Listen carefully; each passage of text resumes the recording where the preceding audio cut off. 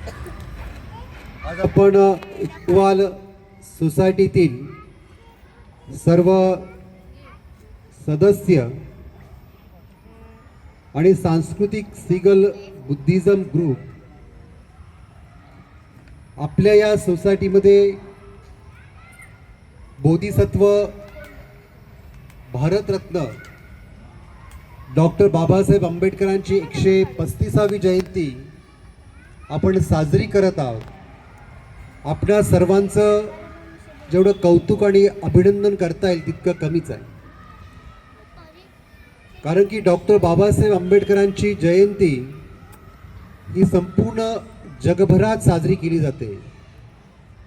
जगभरात या जयंतीचा उत्सव हा साजरा केला जातो आणि आपल्याकडे देखील ही जयंती साजरी करत असताना विविध सांस्कृतिक कार्यक्रमाच्या द्वारे, स्पर्धांच्या द्वारे आणि सर्वात महत्त्वाचं की या ठिकाणी बुद्ध वंदना आणि डॉक्टर बाबासाहेब आंबेडकरांच्या विचारांची जोपासना करण्यासाठी आपण हा जो काही अत्यंत महत्त्वपूर्ण प्रबोधनाचा जो कार्यक्रम संपन्न करत आहात त्यासाठी आपल्या सर्वांचं या ठिकाणी खूप कौतुक करावं तितकं कमीच आहे.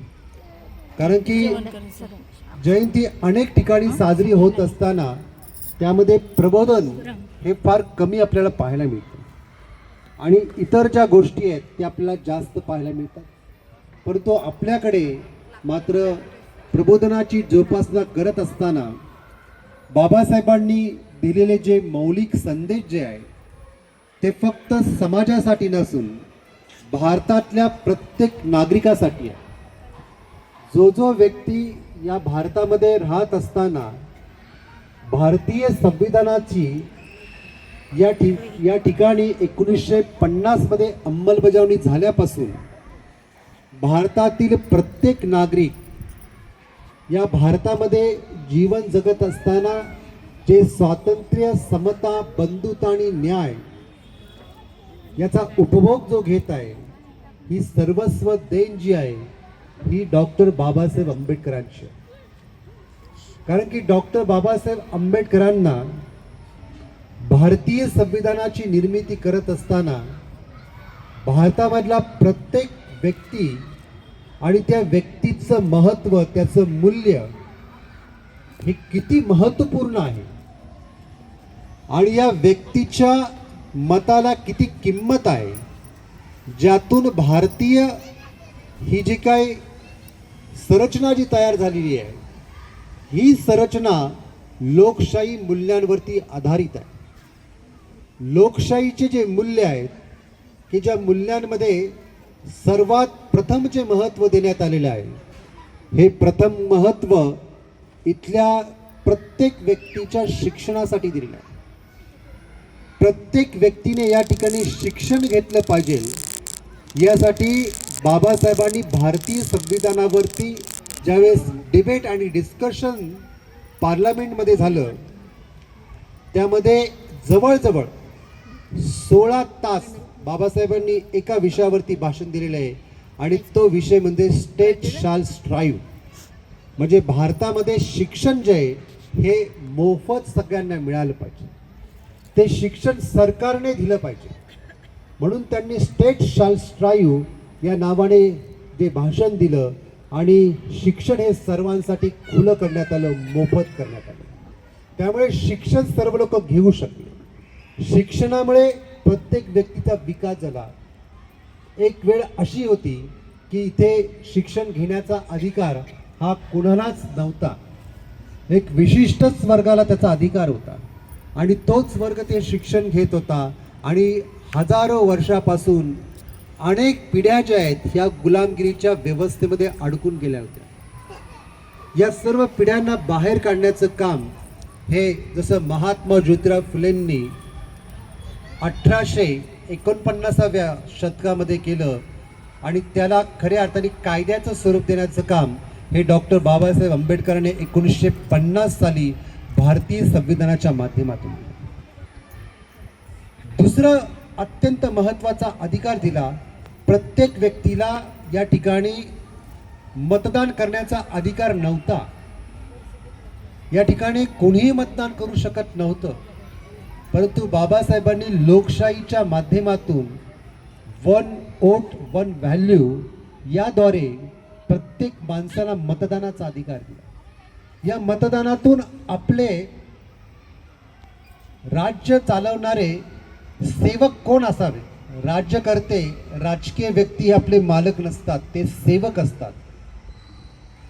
म्हणून ज्याला आपण आमदार आणि खासदार म्हणतो, हे आमदार आणि खासदार हे आपले मालक नाही, ते आपले सेवक आहे. हे भारतीय संविधानातून बाबासाहेबांनी तुम्ही निवडून देणारा जो व्यक्ती जो आहे तो व्यक्ती या ठिकाणी आपला मालक नसून हा सेवा करणारा एक सेवाभावी सेवक आहे. या पद्धतीची रचना बाबासाहेबांनी केली आणि यातून हे वन वोट वन व्हॅल्यू आणि प्रत्येक व्यक्तीला जो व्यक्ती 18 वर्षाच्या पुढे आहे, जो व्यक्ती प्रौढ आहे, त्या व्यक्तीला मतदान करण्याचा अधिकार आहे याच्याविषयीचं बिल हे बाबासाहेबांनी त्यावेळेस मांडलं आणि त्याच्यावरती देखील प्रचंड डिबेट आणि डिस्कशन होऊन ते पारित करण्यात आलं. बाबासाहेबांच्या अगोदर एक मोतीलाल नेहरूंनी एक नेहरू रिपोर्ट लिहिला होता, ज्याच्यामध्ये भारतीय संविधानाचा मसुदा, भारताचं संविधान कसं असावं याविषयी त्यांनी एक रिपोर्ट सादर केला होता ब्रिटिश गव्हर्नमेंटकडे. आणि ब्रिटिशांनी बाबासाहेबांना त्या संदर्भातलं आपलं मत विचारलं तर बाबासाहेब असं म्हटले की यामध्ये एकीकडे हिंदू आणि एकीकडे मुस्लिम या दोघांचा जास्तीत जास्त विचार केलेला दिसतोय, परंतु एक तिसरा जो उपेक्षित वर्ग जो आहे, जो बहुजनांचा वर्ग आहे, त्याचा विचार याच्यामध्ये दिसत नाही. आणि म्हणून भारताचं संविधान ज्यावेळेस तयार होईल त्यामध्ये प्रत्येक जाती घटकाचा विचार होणे आवश्यक आहे आणि प्रत्येक व्यक्तीला स्वातंत्र्यासोबत सर्व अधिकार त्याला मिळणे आवश्यक आहे. आणि म्हणून त्या प्रकारच्या संविधानाची निर्मिती करणे खूप आवश्यक आहे. आणि म्हणून भारतीय संविधानाची निर्मिती करत असताना अनेक प्रकारच्या कट कारस्थानातून, अनेक प्रकारच्या राजकीय वैमनस्यातून बाबासाहेब त्या ठिकाणी कसे जाणार नाही याविषयीची दक्षता त्या काळातील राजकारण्यांनी घेतली. परंतु बाबासाहेब जोगेंद्रनाथ मंडल यांच्या शिफारसीनुसार आणि त्यांनी दिलेल्या राजीनाम्यानंतर बाबासाहेब या पार्लमेंटमध्ये निवडून गेले, जे की बंगालमधून गेले. आणि त्या ठिकाणी जाऊन बाबासाहेबांची निवड ही मसुदा कमिटीची, म्हणजे संविधानाच्या मसुदा बनवण्याच्या कमिटीचे चेअरमॅन म्हणून त्यांची नेमणूक झाली. आणि राजेंद्र प्रसाद यांची नेमणूक भारतीय संविधान समितीची या स्वरूपात त्याचे अध्यक्ष म्हणून झाले. तर बाबासाहेबांनी आपल्याला माहिती की 2 वर्ष एक प्रचंड मेहनत करून 2 वर्ष 6 महिने बाबासाहेबांनी याच्यावरती मेहनत करून भारतीय संविधान तयार केलं, त्याचा मसुदा तयार केला. आणि त्याच्यानंतर जवळजवळ अनेक महिने याच्यावरती डिबेट आणि डिस्कशन होत राहिलं, पार्लमेंटमध्ये याची चर्चा होत झाली आणि तेव्हा ते संविधान पारित करण्यात आलं. आपल्या सर्वांना माहिती आहे का नाही मला माहीत नाही की जगामधलं सगळ्यात प्रदीर्घ असं संविधान हे बाबासाहेब आंबेडकरांनी बनवलेलं आहे. ज्या संविधानामध्ये स्त्रियांचे कायदे, स्त्रियांविषयी मांडण्यात आलेलं हे अत्यंत महत्त्वाचं एक बिल होतं, जे स्वतः बाबासाहेबांनी तयार केलं होतं, ज्याला हिंदू कोड बिल असं म्हटलं जातं. हिंदू कोड बिल याचा अर्थ त्यामध्ये स्त्रियांच्या संदर्भातले अनेक कायदे होते. स्त्रियांचे आजचे जे अधिकार आहेत, हे सर्व अधिकार जे आहेत हे त्यांना जे प्राप्त झाले ते प्राप्त होत असताना बाबासाहेबांनी हिंदू कोड बिल सादर झालं नाही, पारित झालं नाही म्हणून स्वतः राजीनामा दिला. आणि बाबासाहेबांनी राजीनामा दिल्यानंतर कोल्हापूर या ठिकाणी काही महिला ज्या विशेषतः मराठा कम्युनिटीतून होत्या, त्यांनी बाबासाहेबांना विचारलं की तुम्ही राजीनामा का दिला, आता स्त्रियांविषयी कोण बोलणार, स्त्रियांविषयी कोण या पार्लमेंटमध्ये बाजू मांडणार, आता तुम्ही नाही तर कोण या ठिकाणी आमच्याविषयी आमचे हक्क आणि न्यायासाठी लढणार, म्हणून बाबासाहेबांना विचारणा केली. बाबासाहेब हे फक्त आणि फक्त या दलित समाजाचे नेते नव्हते. बाबासाहेब या सर्वस्व बहुजनांचेच नव्हे, त्या भारतामध्ये असणाऱ्या प्रत्येक व्यक्तींचे नेते होते. आणि म्हणून बाबासाहेब जसे माहिती होतात तसं तसं बाबासाहेबांची महत्ता आणि बाबासाहेबांची एक महानता जी आहे ती महानता ही संपूर्ण देशामध्ये माहिती होत चाललेली आहे. या बाबासाहेबांना प्रभावित होऊन त्यांचा अभ्यास करण्यासाठी भारतामध्ये एलिनॉर झेलिएट, गेल ऑम्वेल क्रिस्तोफर जेल यासारखे मोठे मोठे विचारवंत या ठिकाणी आले. त्यांनी बाबासाहेबांवरती अभ्यास केला आणि बाबासाहेबांनी लिहिलेली जी राज्यघटना जी आहे, बाबासाहेबांनी लिहिलेलं जे इकॉनॉमिकच्या संदर्भात प्रॉब्लेम ऑफ द रुपीज हा ग्रंथ जो आहे, या ग्रंथामध्ये बाबासाहेबांची जी दूरदृष्टी जी आहे, ही दूरदृष्टी पाहायला मिळते की बाबासाहेब आर्थिक समता कशी निर्माण होईल या विचार बाबासाहेबांनी मांडले होते. आणि आर्थिक समता निर्माण होत असताना बाबासाहेबांनी अर्थशास्त्रज्ञ केन्स याचा सिद्धांत खोडून काढला. अर्थशास्त्रज्ञ कॅनन यांचा सिद्धांत खोडून काढला आणि जगामध्ये जी जी इकॉनॉमिकल इक्वालिटी जी आहे, ही इकॉनॉमिकली इक्वालिटी येण्यासाठी गोल्डन एक्सचेंज स्टँडर्ड नावाचा एक जो सिद्धांत जो आहे की प्रत्येक देशाचे जे काही त्यांचं गोल्ड आहे, सोनं जे आहे, या सोन्यानुसार त्याची करन्सी तयार होते. आपली जी करन्सी आहे त्याचं मूल्य जे आहे 1 रुपया म्हणजे 100 पैसे आहे. पैसे 100 पैसे हे त्याचं मूल्य आहे. 100 पैशाचा 1 रुपया बनलेला आहे. 1 रुपयाचं जे मूल्य आहे हे 100 पैसे फार कमी आहे. म्हणजे आपल्या गोल्डचं व्हॅल्युएशन करत असताना जगामध्ये जी चूक केलेली आहे, ती चूक बाबासाहेबांनी जगापुढे निदर्शनात आणून दिली. बाबासाहेब असं म्हटले, अमेरिकेचं सोनं आणि भारताचं सोनं याच्यामध्ये फार फरक नाही आहे.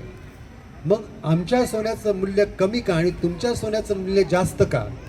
ब्रिटिशांच्या सोन्याचं मूल्य जास्त का? आणि अशा प्रकारची इनइक्वालिटी का, असमानता का? आणि म्हणून बाबासाहेबांनी एक नवीन विषय त्या ठिकाणी मांडला आणि ते असं म्हटले की जगामध्ये एकच करन्सी असली पाहिजे. अमेरिकेचा डॉलर काय आणि भारताचा रुपया काय, त्याचं मूल्य एकच असलं पाहिजे. परंतु अमेरिकेचे आजच्या काळामध्ये 100 रुपये आणि भारतामधला रुपया म्हणजे त्यांचे 100 रुपयाचं जे मूल्य आहे ते भारतामध्ये जोपर्यंत आपण 100 रुपये देत नाही तोपर्यंत $1 पूर्ण होत नाही. अशा पद्धतीचं आहे. अशाच पद्धतीची करन्सी प्रत्येक देशाची वेगवेगळी आहे. परंतु बाबासाहेबांनी ही जगाची करन्सी एक असली पाहिजे याविषयीची त्या ठिकाणी या करन्सीच्या संदर्भात मांडलेले जे विचार आहे हे प्रॉब्लेम रूपीमध्ये असतात. आणि अशा प्रकारचे सिद्धांत बाबासाहेबांनी अर्थशास्त्राचे खोडून काढले. राज्यशास्त्राचे जे सिद्धांत आहेत ते बाबासाहेबांनी खोडून काढले आणि राज्य समाजवाद एक नवीन संकल्पना बाबासाहेबांनी आणली. जगामध्ये एकीकडे समाजवाद आणि समाजवादासोबत लोकशाही अशी विचारधारा कुठेच नाही आहे. एक तर लोकशाही आहे किंवा समाजवाद. लोकशाही आणि समाजवाद याच्यामध्ये फरक आहे. लोकशाहीमध्ये प्रत्येक मनुष्य जो आहे त्या प्रत्येक मनुष्याच्या त्याच्या संपूर्ण त्याच्या आर्थिक जे काही त्याचं आर्थिक वार्षिक उत्पन्न आहे त्या वार्षिक उत्पन्नानुसार त्या व्यक्तीच्या त्या वार्षिक उत्पन्नानुसार त्याचा विकास करण्याला जास्तीत जास्त प्राबल्य दिलं जातं. आणि समाजवादाच्या संकल्पनेमध्ये राष्ट्राची जी संपत्ती आहे त्या राष्ट्राच्या संपत्तीनुसार प्रत्येक व्यक्तीला त्यांनी किती काम केलं पाहिजे आणि किती त्याला मोबदला भेटला पाहिजे याचं व्हॅल्युएशन तयार झालेलं असतं. परंतु बाबासाहेबांनी ही नवीन कन्सेप्ट मांडत असताना राज्य समाजवाद याद्वारे लोकशाहीसोबत समाजवाद ही संकल्पना मांडली आणि जगामध्ये मार्शल टिट्टो यांनी ती स्वीकारली आणि त्याचं अनुकरण केलं. म्हणजे नवीन एक सिद्धांतिक मांडणी जी आहे ही बाबासाहेबांनी करत असताना जगातल्या लोकांनी त्याचं अनुकरण केलं. रेसेल यांनी जगामध्ये युद्ध का आवश्यक आहे याविषयी एक मत मांडलं होतं आणि बाबासाहेब त्यावेळेस फक्त 21 आणि 22 वर्षाचे असतील. जास्तीत जास्त 25 वर्षाचे बाबासाहेब आंबेडकर असतील. त्यावेळेस बाबासाहेबांनी रसेल यांची जगाच्या युद्धाच्या संदर्भातली नीती कशी चुकीची आहे या संदर्भातला एक लेख आर्टिकल त्यांनी प्रसिद्ध केलं आणि रसेलच्या विचाराला चॅलेंज केलं. आणि रसेल बाबासाहेबांना भेटण्यासाठी लंडन स्कूल ऑफ इकॉनॉमिक्समध्ये आला, परंतु बाबासाहेब त्या ठिकाणी नव्हते, ते निघून गेले होते. आणि रसेलला आश्चर्य वाटलं की 25 वर्षाचा तरुण जो माझं मत खोडतोय, की जगामध्ये रसेल याचं विचारवंत म्हणून फार मोठं विचार हे मांडले होते आणि एक प्रचंड मोठा विचारवंताचं विचार 25 वर्षाचा तरुण खोडून काढतो. म्हणजे बाबासाहेबांची विचारधारा किती महत्त्व त्या काळात प्रदान करणारी होती आणि किती मोठी दूरदृष्टी असणारी होती हे आपण पाहण्यासारखं आहे. आजच्या आपलं 25 वर्षाचा तरुण काय करतो आपल्याला माहिती आहे आणि त्याचे IQ काय आपल्याला माहिती आहे, त्याची विचारधारा काय ते आपल्याला माहिती आहे. परंतु बाबासाहेब सुरुवातीपासून किती स्ट्रॉंग होते हे आपल्याला पाहायला मिळतं. बाबासाहेबांनी पहिला जो पेपर जो काढला, हा पेपर इथल्या समाजातील लोकांमध्ये आमूलग्राह्य परिवर्तन झालं पाहिजे यासाठी त्यांनी पहिला जो पेपर न्यूजपेपर जो काढला त्याला मूकनायक हे नाव दिलं. हा मूकनायक बाबासाहेब किती वर्षाचे असताना काढला? बाबासाहेब 21 वर्षाचे असताना त्यांनी मूकनायक हे पत्रक काढलेलं आहे. आणि मूकनायकमध्ये बाबासाहेबांनी जे लेख लिहिले, तुम्ही जर वाचले ते लेख तर तुम्हाला असं वाटतं की 21 वर्षाचा तरुण लिहू शकत नाही. आज 50-60 वर्षाचा माणूस झाल्यावरती अशा प्रकारचे विचार मांडत असतो, परंतु बाबासाहेबांनी 21 वर्षात असताना जे विचार मांडलेले आहेत त्या विचारातून आपल्याला दिसतं की बाबासाहेबांनी या समाजाला या संपूर्ण गुलामगिरीतून मुक्त करायचं होतं. कारण त्याचं शीर्षकच मूकनायक असं होतं. या मूकनायकमध्ये की जो बोलू शकत नाही, जो काही करू शकत नाही, ज्याचा कोणी वाली नाही आहे, त्याचा नायक होण्याची, त्याला नायक करण्याची दूरदृष्टी बाबासाहेब देत होते. आणि म्हणून ते मूकनायक पत्रक होतं. ज्यांना बाबासाहेब आंबेडकरांचा अभ्यास करायचा आहे त्यांनी मूकनायक हे वर्तमानपत्र वाचलं पाहिजे. मूकनायक सोबत बाबासाहेबांनी प्रदीर्घ त्यांची राजकीय आणि सामाजिक भूमिका मांडणारं एक पत्र काढलं, ज्याला जनता हे नाव त्यांनी दिलं. या जनता या पत्रकामध्ये बाबासाहेबांनी केलेलं प्रचंड मोठं राजकीय कार्य जे होतं, या राजकीय कार्यामध्ये त्यांनी 2 पक्ष स्थापन केले होते. एक पक्ष होता इंडिपेंडंट लेबर पार्टी आणि दुसरा जो पक्ष होता की ज्याला फेडरेशन नावाने त्यांनी जो पक्ष स्थापन केला होता, ते इंडिपेंडंट लेबर पार्टी. आणि त्याचं पूर्ण नाव मला आता आठवत नाही आहे, परंतु बाबासाहेबांचे 2 पक्ष होते. त्याचा जो मॅनिफेस्टो जो आपण पाहिला तर त्यामध्ये बाबासाहेबांनी या भारतामध्ये कशा पद्धतीने राजकारण केलं पाहिजे याविषयीची एक सर्वात मोठी नीव त्या ठिकाणी ठेवलेली आहे आपल्याला असं पाहायला मिळतं. म्हणून जनता, समता, त्याचबरोबर बहिष्कृत भारत ही वर्तमानपत्र बाबासाहेबांची वाचणे खूप गरजेचं आहे. बाबासाहेबांनी जवळजवळ बाबासाहेबांचं सर्व साहित्य प्रकाशित झालेलं आहे.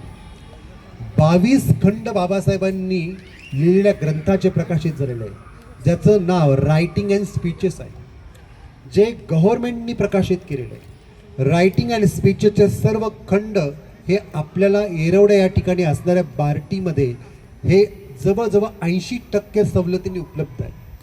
22च्या 22 खंड जर तुम्ही आणले तर अवघ्या 3000 रुपयामध्ये ते खंड येतात. तुम्ही जर ते खंड आणले आणि वाचले तर तुम्हाला बाबासाहेबांची उंची, विचारांची किती मोठी होती ते कळेल.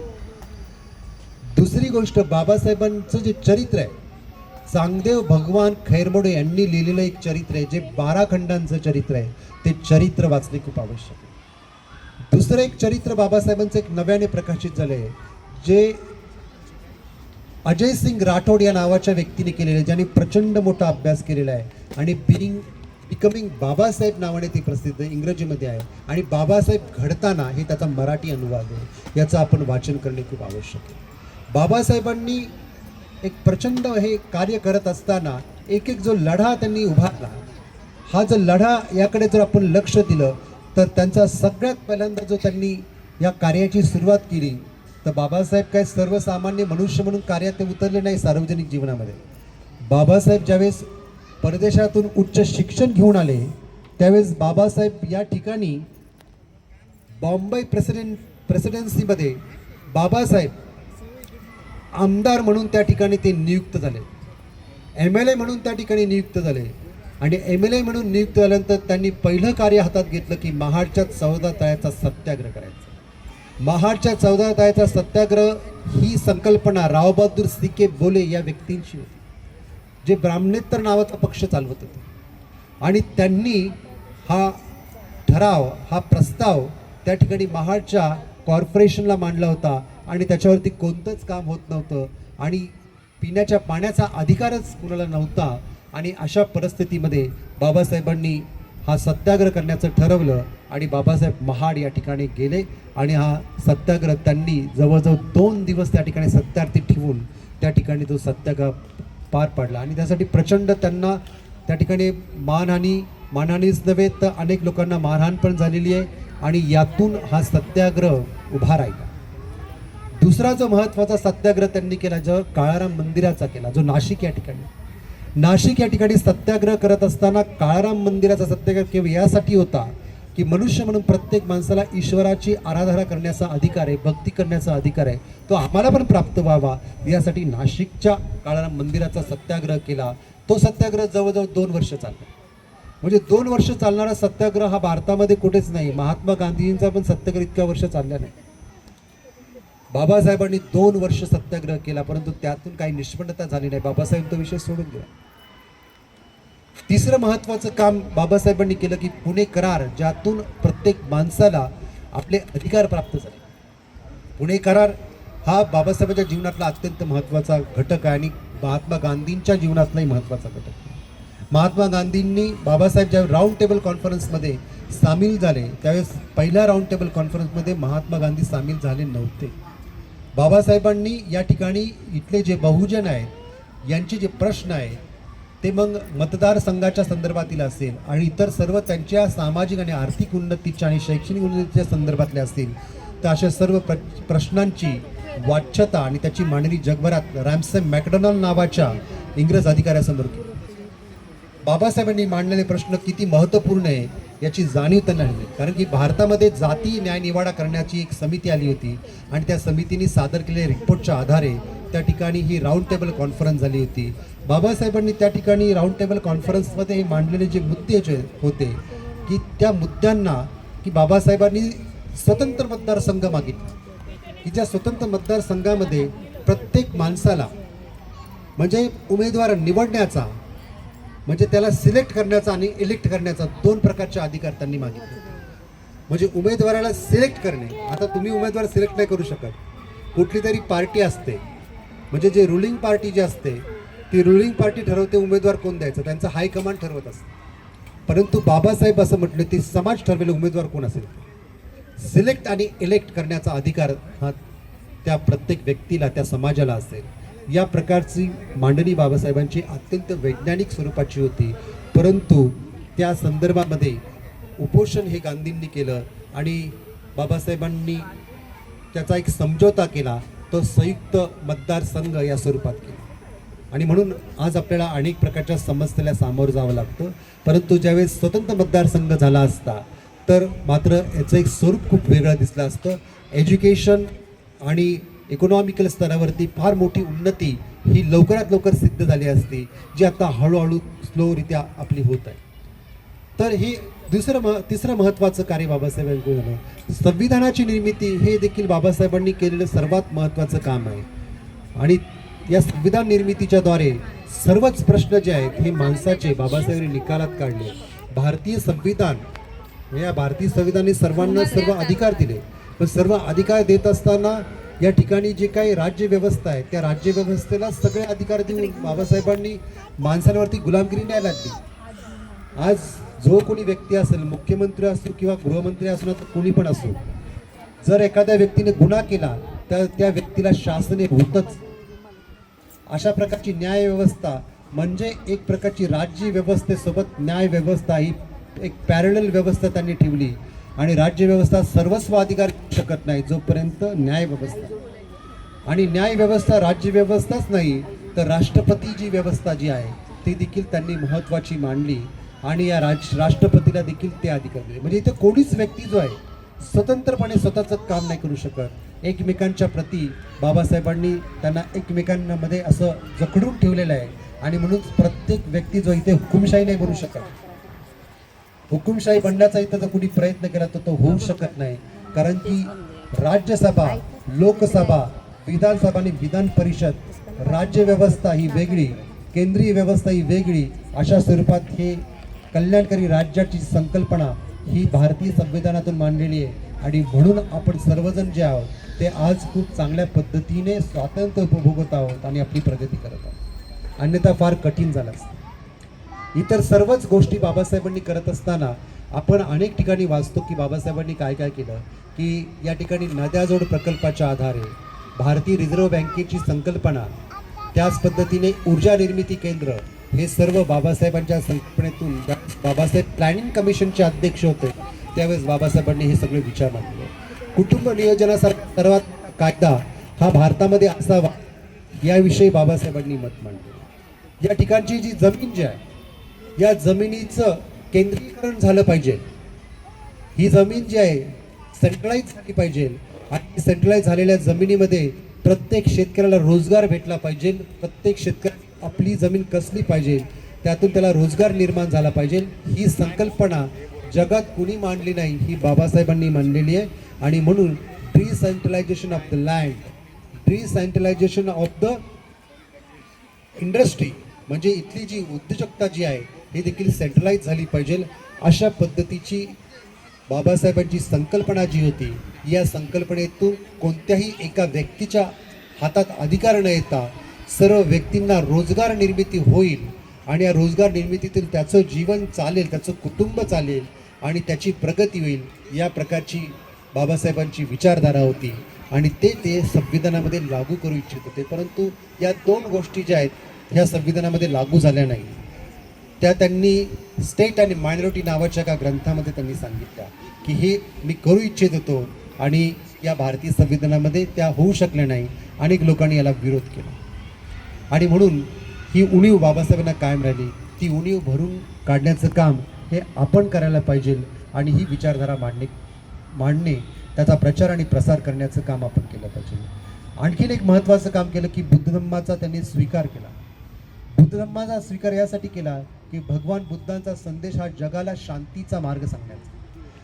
जगामध्ये चाललेलं युद्ध जे आहे ते युद्ध जर नको असेल तर भगवान बुद्धांनी शांतीचा जो मार्ग सांगितलेला आहे, ज्या मार्गामध्ये मैत्री महत्त्वपूर्ण आहे, ज्या मार्गामध्ये करुणा महत्त्वपूर्ण आहे, ज्या मार्गामध्ये माणसाच्या जीवनामध्ये सदाचरण महत्त्वपूर्ण आहे आणि याद्वारेच मनुष्याने मनुष्याची माणसासारखं वागलं तर मनुष्याचं कल्याण होऊ शकतं, असा मानवतावादी विचार हा बाबासाहेबांनी भगवान बुद्धांच्या धम्माचा स्वीकार करत असताना सांगितला.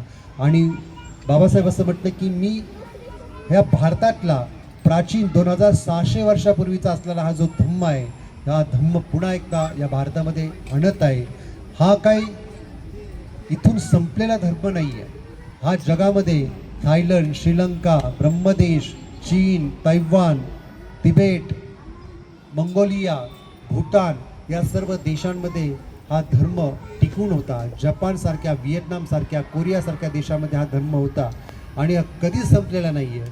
त्याच धर्माचा पुन्हा एकदा आपण या ठिकाणी स्वीकार करून भारतामध्ये जाती व्यवस्थेला किंवा सर्व प्रकारच्या विषमतेला पर्याय म्हणून बाबासाहेबांनी हा बुद्ध धर्माचा स्वीकार केलेला आहे. आणि म्हणून हे संपूर्ण कार्य बाबासाहेबांनी आपल्या जीवनामध्ये किती त्यांना जीवन प्राप्त झालं असेल. 1891 साली त्यांचा जन्म आणि 1956 साली त्यांचा झालेलं निर्वाण, या सर्व जर कालावधी पाहिला तर जास्तीत जास्त 69 वर्ष बाबासाहेब जगले असतील. आणि 69 वर्षामध्ये त्यांनी केलेलं काम हे प्रचंड मोठं वाखाणण्याजोगं काम आहे, जे आपणही करू शकत नाही, कुणीच करू शकत नाही.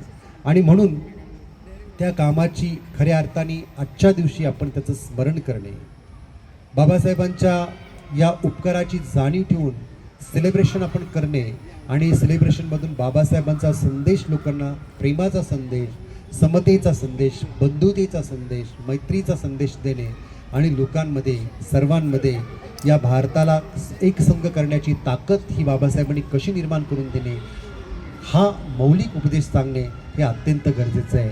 आणि म्हणून बाबासाहेब हे सर्वांचेच आहे. बाबासाहेबांनी सर्वांसाठीच कार्य केलेलं आहे आणि सर्वांचेच असलेले बाबासाहेब जे असं म्हणतात, मी मूलतः, तत्वता म्हणजे प्रथम आणि शेवटी देखील भारतीयच आहे आणि भारताला मी कधी कोणतं नुकसान होऊ देणार नाही, याच प्रकारचे मी भारताविषयी आणि भारताच्या इतिहासाविषयी अभ्यास करत असताना ही मला जाणीव झालेली आहे. आणि ही उन्नती ही आम्हा सर्वांमध्ये व्हावी यासाठी आपण पराकाष्ठा केली पाहिजे आणि बाबासाहेब आपण समजून घेतलं पाहिजे. आपण आपल्या जीवनामध्ये आपले वय किती झालेले ते एकदा पहा. आपलं वय 50च्या आसपास असेल, 60च्या आसपास असेल किंवा आपलं वय 40 किंवा 25 जरी असेल तरी बाबासाहेब आपण कधी कोणत्या वयात जर समजून घेतला तर आपल्याला लक्षात येईल की बाबासाहेब किती काळाच्या पुढे होते. आणि या काळाच्या पुढे असणाऱ्या बाबासाहेबांना आपण खूप सहज घेऊ नका. बाबासाहेब नक्कीच सेलिब्रेशनमध्ये आहे. त्यांचं सेलिब्रेशन करत असताना त्यांचा जो मौलिक संदेश आहे त्या मौलिक संदेशाची जोपासना, तो रुजवणे आणि तो आपल्यामध्ये वाढवण्याची गरज आहे. अन्यथा येणारा काळ खूप चांगला नाही. जागतिकीकरणामध्ये सगळ्या गोष्टी संपून जातील, मनुष्य गरीब आणि गरीब होत जाईल. हळूहळू ती प्रोसेस तयार झालेली आहे आणि या प्रोसेसमध्ये आपण कुठे आहोत ते आपण पाहणे गरजेचं आहे. आपल्याला असं वाटतं की आपण अशा एका संमोहनामध्ये जीवन जगतो की आपलं घर कुटुंब इतकंच मर्यादित जीवन आहे. आपण असं जगतो की जणू काय आपल्याला काही दुसरं काय ध्येयच नाही. आपल्या जगण्याच्या या प्रक्रियेमध्ये आपण आपली फक्त रोजची 3 वेळेचं भोजन आणि आपलं भौतिक गरजा आपण भागवल्या, कामधंदाचं केला आणि त्यातून आपलं कुटुंब चालवलं. 1 फ्लॅट किंवा 2 फ्लॅट किंवा गाडी, या सर्व गोष्टी जरी आपण साकारल्या तरी देखील आपलं जी येणारी पिढी जी आहे त्या येणाऱ्या पिढीचं भवितव्य जे आहे हे सर्वस्वी आपल्या हातामध्ये आहे. आणि म्हणून फक्त किडामुंगीसारखं जीवन जगायचं नसतं, तर जीवन जगत असताना आपल्याकडे विचार असणे खूप गरजेचं आहे. बाबासाहेब म्हणतात की ज्याच्यापुढे आदर्श आहे तो आदर्शाप्रमाणे बनण्याचा प्रयत्न करतो, पण ज्याच्यापुढे आदर्शच नाही तो काय बनू शकतो? तो फक्त जन्माला आला आणि मेला इथपर्यंतच त्याचं जीवन सीमित आहे. आणि म्हणून तसंच जीवन व्यस्त घालू नका. जीवनाचा खऱ्या अर्थाने उपयोग करा. जीवनातलं ध्येय गाठण्याचा प्रयत्न करा. तुमच्या जीवनातलं ध्येय सुख शांतीसोबत इतरांचं कल्याण करणे हे देखील आहे, मानव कल्याण करणे हे देखील आहे आणि ते तुम्ही ध्येय साकारणे खूप गरजेचं आहे. तर आजच्या या 135व्या डॉक्टर बाबासाहेब आंबेडकर जयंतीच्या मी सर्वांना हार्दिक शुभेच्छा देतो, मंगलकामना व्यक्त करतो. आणि हा जागृतीचा विस्तव, ही जागृतीची ज्योत कधीही विझू देऊ नका, हाच एक संदेश आपल्याला सांगतो आणि याच ठिकाणी थांबतो. नमो बुद्धाय, जय भीम.